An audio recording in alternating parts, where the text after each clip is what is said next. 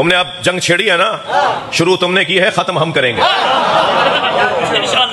मैं इंतहाई मोहतरम मजमे से कह रहा हूं, ये टीवी एंकर्स जो बैठे हुए बातें कर रहे हैं, टीवी एंकर्स तो बैठे हुए कोई खास बात नहीं कर रहे हैं, उनके मेहमान बातें कर रहे हैं, जिन्हें वो बुला रहे हैं ना कि ईरान के पास क्या है, ये कैसी जंग छेड़ दी, कोई इसराइल का मुकाबला कर सकता है। ये सारे चेक बरदार लोग हैं, ये सारे तनख्वाह होल्डर लोग हैं, इन्हें सबको पैसे मिलता है जी, ये वो लोग हैं। इन्हें क्या कर लेगा ईरान? ईरान के पास क्या चीज है? ईरान के पास इतनी ताकत कहां है जो इसराइल से लड़ेगा? आपसे पहले तो कुछ बोल रहे थे, अब कल से थोड़ा सा इनका लहजा भी जैसे वोल्टेज कम होता है ना,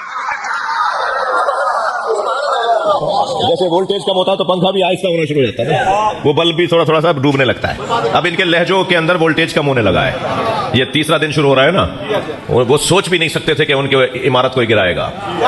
उनके कई मरकज गिरा दिए गए, वो तो कवरेज कर ही नहीं रहे, वो तो अपने मुर्दों को दिखाते नहीं, हम तो अपने शहीदों को दिखाते हैं।